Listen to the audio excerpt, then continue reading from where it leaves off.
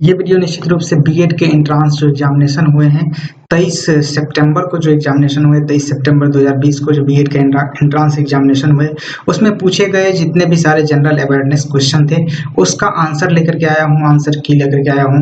निश्चित रूप से ये वीडियो लास्ट तक दिखेगा। इसमें जो भी आंसर मैं दे रहा हूँ ये एकदम फैक्ट आंसर होगा, राइट आंसर होगा। वीडियो अच्छा लगे तो लाइक कर दीजिएगा, शेयर कर दीजिएगा दोस्तों के साथ। और नेक्स्ट वीडियो देखने के लिए, इसी एंट्रांस का नेक्स्ट जो पार्ट है उसका वीडियो देखने के लिए आप मेरे चैनल को सब्सक्राइब कर लीजिए। और अन्य वीडियो का डिस्क्रिप्शन में, इसके वीडियो के डिस्क्रिप्शन में लिंक है, वहां से भी आप देख सकते हैं। वीडियो शुरू करते हैं। नमस्कार दोस्तों, आपके अपने YouTube चैनल एवरीथिंग अभिषेक पे आप सभी का मैं अभिषेक स्वागत करता हूं।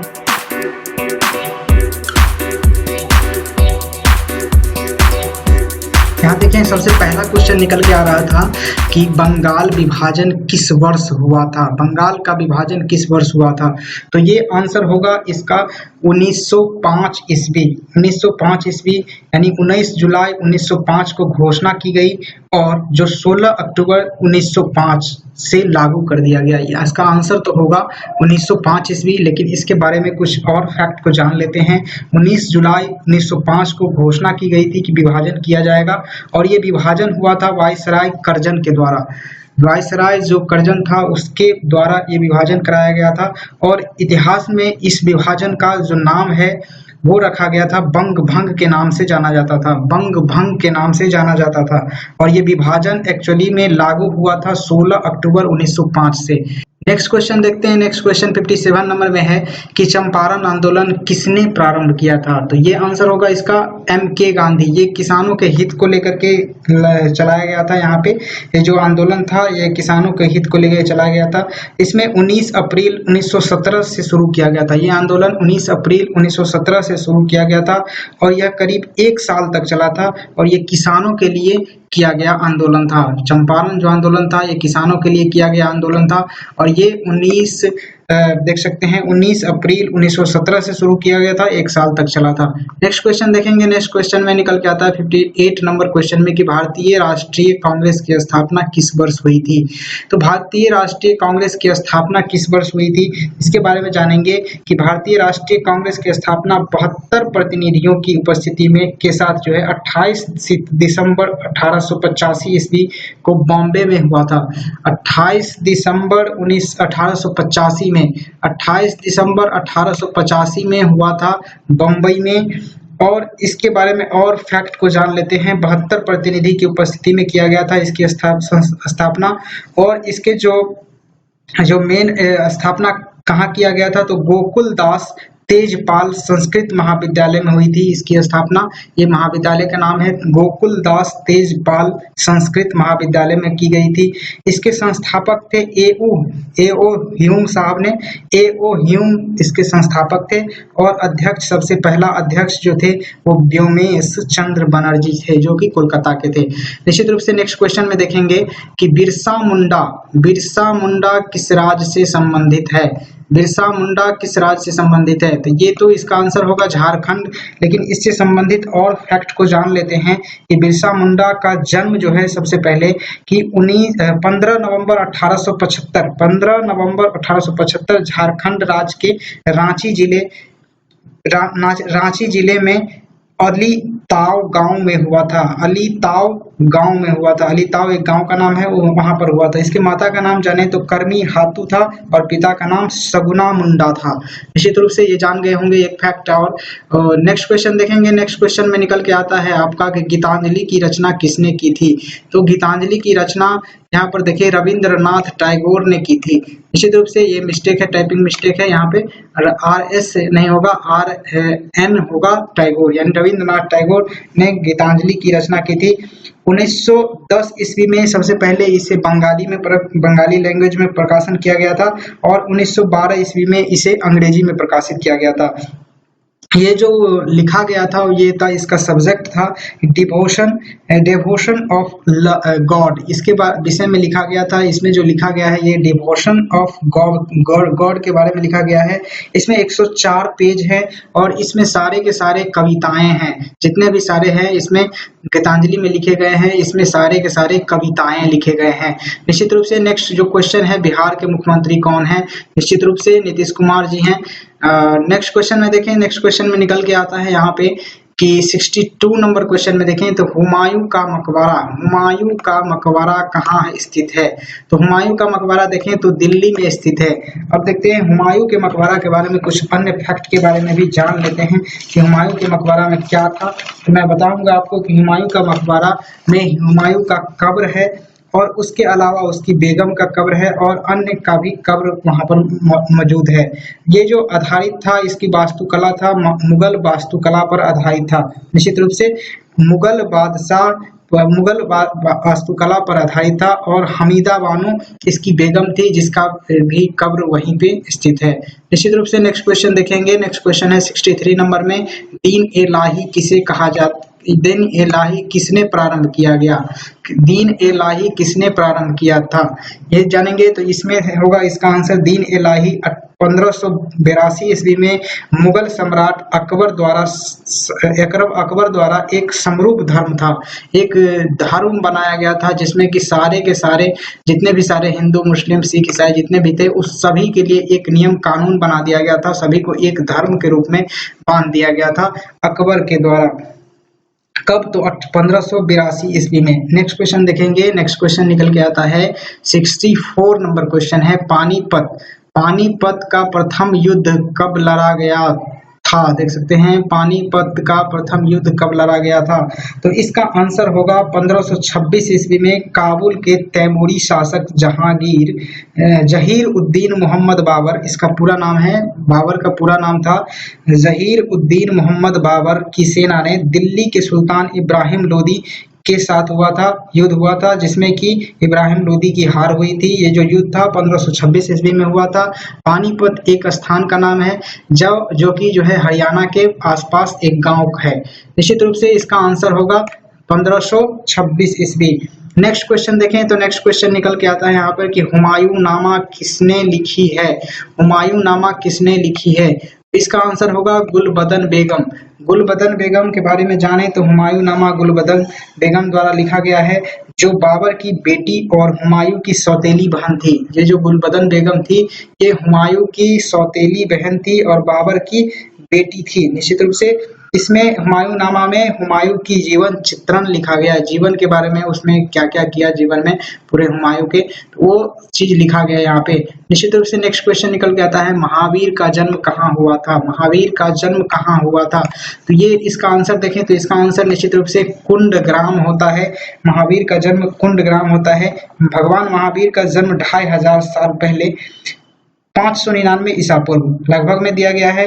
वैशाली के गणतंत्र राज्य क्षत्रिय, यहाँ पर कुंडलपुर या कुंडग्राम दोनों एक ही है, में हुआ था। निश्चित रूप से ये कुंडग्राम इसका आंसर होगा। नेक्स्ट क्वेश्चन देखें तो नेक्स्ट क्वेश्चन निकल के आता है यहाँ पे आपको देखने को मिलेगा कि कौन सा प्रथम वेद है। तो ये है, देख सकते हैं ऋग्वेद प्रथम वेद है। ऋग्वेद कौन सा है? तो प्रथम वेद है, जो सबसे प्राचीन एवं प्रथम वेद है। प्राचीन भी यही वेद है ऋग्वेद और प्रथम भी है यही। इनमें से देख सकते हैं इसमें मंत्रों की संख्या 10,627 है और इसमें इसके अंतर्गत जो है देवताओं का वर्णन और स्तुति भी मिलती है। इसी वेद के अंतर्गत देवताओं का वर्णन और स्तुति मिलती है। नेक्स्ट क्वेश्चन देखेंगे। नेक्स्ट क्वेश्चन के रूप में निकल के आता है यहाँ पे 58 नंबर है या फिर 68 नंबर है, देख सकते हैं। मिजोरम की राजधानी कहाँ है? ये तो जानते होंगे आप, आइजोल है मिजोरम की राजधानी। नेक्स्ट क्वेश्चन है उत्तर प्रदेश की राजधानी कहाँ है? लखनऊ है। नेक्स्ट क्वेश्चन निकल के आता है यहाँ पे कि पटना की राजधानी कहाँ है? देख सकते हैं पटना किस नदी के पर स्थित है? पटना गंगा नदी पर स्थित है। निश्चित रूप से आगे नेक्स्ट क्वेश्चन निकल के आता है ताजमहल किस शहर में स्थित है? तो ये इसका आंसर होगा आगरा। निश्चित रूप से इसका आंसर होगा आगरा। अगला जो क्वेश्चन निकल के आता है गुलाबी शहर, गुलाबी नगरी या गुलाबी शहर किसे कहा जाता है? तो इसका आंसर तो जयपुर होगा, लेकिन गुलाबी नगरी इसे क्यों नाम दिया गया इसके बारे में जानते हैं। जब इंग्लैंड की महारानी विक्टोरिया जयपुर आई थी तो उसी के स्वागत में महाराजा जो है कि राम सिंह ने क्या किया था, पूरे शहर को गुलाबी रंग से रंगवा दिया था। उसके बाद जो है कि लॉर्ड एल्बर्ट ने जयपुर को पिंक सिटी के नाम रख दिया था। कौन? लॉर्ड एल्बर्ट महोदय ने, इन्होंने क्या किया था, तो पिंक सिटी के नाम दे दिया था जयपुर को। तो तभी से इसका नाम, जयपुर का नाम जो है कि ये इस नाम से गुलाबी नगरी के नाम से जाना गया। इसके द्वारा किया गया था, तो राम सिंह के द्वारा पूरे शहर को गुलाबी नगर, गुलाबी रंग से रंगवा दिया गया था। और जो विक्टोरिया थे इंग्लैंड के, उनके आने पर ऐसा किया गया था। निश्चित रूप से नेक्स्ट क्वेश्चन निकल के आता है, दिल्ली के मुख्यमंत्री कौन है? ये देख सकते हैं अरविंद केजरीवाल जी हैं। नेक्स्ट क्वेश्चन निकल के आता है, इसका आंसर होगा, देख सकते हैं नेक्स्ट क्वेश्चन में है, पृथ्वी के जैव मंडल में सम्मिलित होता है। पृथ्वी के जैव मंडल में सम्मिलित होता है वायुमंडल, जलमंडल, स्थल मंडल, तीनों। देख सकते हैं इसका आंसर होगा D number option. Next question निकल के आता है, पृथ्वी पर किस स्थान को, देख सकते हैं पृथ्वी पर किसी स्थान को दर्शाने के लिए किसका प्रयोग किया जाता है? तो अक्षांश और देशांतर दोनों का यहाँ देख सकते हैं आंसर होगा दोनों, ए एवं बी दोनों। देख सकते हैं नेक्स्ट क्वेश्चन निकल के आता है, नेक्स्ट क्वेश्चन के रूप में है, बिहार की राजधानी कहाँ है? तो ये देख सकते हैं पटना है। नेक्स्ट क्वेश्चन है 78 नंबर क्वेश्चन देखेंगे, बिहार के राज्यपाल कौन है?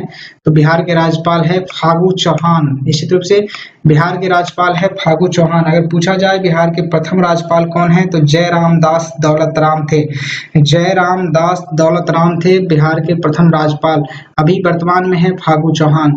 नेक्स्ट क्वेश्चन देखेंगे, नेक्स्ट क्वेश्चन है डॉक्टर भीमराव अंबेडकर का जन्म किस राज्य में हुआ था? तो ये निश्चित रूप से मध्य प्रदेश है, और मध्य प्रदेश में डॉक्टर भीमराव अंबेडकर का जन्म हुआ था। इनका जन्म जो है कि 14 अप्रैल 1891 को एक सैन्य छावनी मऊ के काली पलटन इलाके में हुआ था, जो कि मध्य प्रदेश में स्थित है। कहाँ हुआ था? 14 अप्रैल 1891 में जो एक सैन्य के जो छावनी होता है, सेना का जो छावनी होता है, उसमें हुआ था। वो मऊ स्थान है, मऊ जिला है के काली पलटन इलाके में हुआ था। निश्चित रूप से नेक्स्ट क्वेश्चन देखेंगे, नेक्स्ट क्वेश्चन की तरफ बढ़ते हैं। तो 79 नंबर क्वेश्चन निकल के आता है कि कोसी नदी किस राज्य में स्थित है? कोसी नदी किस राज्य में है? तो इस ऑप्शन में से सिर्फ बिहार राज्य में कोसी नदी है, और बिहार राज्य के सुपौल, पूर्णिया, कटिहार, इन 3 जिलों से होकर गुजरती है ये नदी। बिहार राज्य के जो कौन-कौन, तो सुपौल, पूर्णिया और कटिहार जिले से होकर कोसी नदी गुजरती है। नेक्स्ट तौर पे निकलेगा क्वेश्चन, वो है नेपाल की राजधानी कहाँ है? तो ये है काठमांडू। अगला क्वेश्चन है, कंप्यूटर का जनक किसे कहा जाता है? कंप्यूटर का जनक है चार्ल्स बेबेज। चार्ल्स बेबेज हैं कंप्यूटर के जनक। देख सकते हैं 19वीं सदी में इन्होंने इसकी जो है कि खोज की थी, कंप्यूटर की जो चार्ल्स बेबेज थे उसकी खोज की थी 19वीं सदी में। ये महान गणित के प्रोफेसर थे, ये गणित के प्रोफेसर थे, यानी कि गणितज्ञ थे। नेक्स्ट क्वेश्चन निकल के आता है 82 में है, भारत में जिस तरीके से रुपया सिक्का है उसी तरीके से बांग्लादेश में टका है। टका यहाँ का सिक्का है बांग्लादेश का। नेक्स्ट क्वेश्चन निकल के आता है, मायोपिया आंख से संबंधित है, ये रोग का नाम है।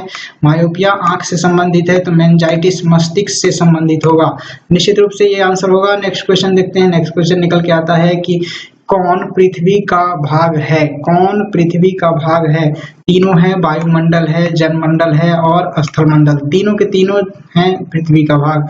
नेक्स्ट क्वेश्चन निकल के आता है जो कि होगा 85 नंबर क्वेश्चन, निम्नलिखित में पृथ्वी का सबसे बड़ा महासागर कौन सा है? निम्नलिखित में पृथ्वी का सबसे बड़ा महासागर प्रशांत महासागर है, और सबसे गहरा भी है। निश्चित तौर पे गहरा और सबसे बड़ा पृथ्वी पर प्रशांत महासागर है। नेक्स्ट क्वेश्चन निकल के आता है यहाँ पे, ओजोन परत क्षरण के लिए मुख्यतः जिम्मेदार कौन से गैस हैं? देख सकते हैं यहाँ पर CFC वाला होगा। ये गैस मुख्य रूप से ही जो है क्या ओजोन परत को क्षय करता है। नेक्स्ट क्वेश्चन में देखें, नेक्स्ट क्वेश्चन 87 में निकल के आता है, जकार्ता किस देश की राजधानी है? जकार्ता इंडोनेशिया की राजधानी है। निश्चित रूप से जकार्ता जो है कि इंडोनेशिया की राजधानी है। ये 1945 में जब आज़ाद हुआ इंडोनेशिया, उसके बाद से राजधानी बन गई जकार्ता। निश्चित रूप से 1945 से जकार्ता इंडोनेशिया की राजधानी है। नेक्स्ट क्वेश्चन निकल के आता है कि भारत के पश्चिम में कौन सा समुद्र स्थित है? भारत के पश्चिम में अरब सागर स्थित है, बंगाल की खाड़ी पूरब में है और हिंद महासागर दक्षिण में है। निश्चित रूप से इसका आंसर होगा ए नंबर, अरब सागर। नेक्स्ट क्वेश्चन निकल के आता है कि भारत का वर्तमान रक्षा मंत्री कौन है? राजनाथ सिंह रक्षा मंत्री है, अमित शाह गृह मंत्री है, बीके सिंह सीएसएस हैं और रविशंकर प्रसाद कानून मंत्री हैं और जो दूरसंचार मंत्री भी हैं। नेक्स्ट क्वेश्चन देखें तो 90 नंबर में है आरटीई एक्ट 2009 जिसमें किस वर्ष लागू किया गया था? तो लागू करने की जो वर्ष पूछा जा रहा है तो यहाँ पर होगा 2010 को लागू किया गया था, जिसमें बात की गई थी आरटीई में 6 से 14 वर्ष तक के बच्चे को अनिवार्य रूप से शिक्षा देने की। अप्रैल 2010 से ये लागू कर दिया गया था भारत में। 90 नंबर क्वेश्चन देख लिए, 90 नंबर में था आरटीई 2009 के बारे में। नेक्स्ट क्वेश्चन चलेंगे, नेक्स्ट क्वेश्चन निकल के आता है यहाँ पे कि पंडित दीनदयाल उपाध्याय किस राजनीतिक दल से संबंधित है? तो ये हैं जनसंघ से संबंधित और जनसंघ का ये जो है कि अध्यक्ष भी रह चुके हैं। जनसंघ का पंडित दीनदयाल उपाध्याय जो है अध्यक्ष भी रह चुके हैं। नेक्स्ट क्वेश्चन निकल के आता है अग्नि की उड़ान।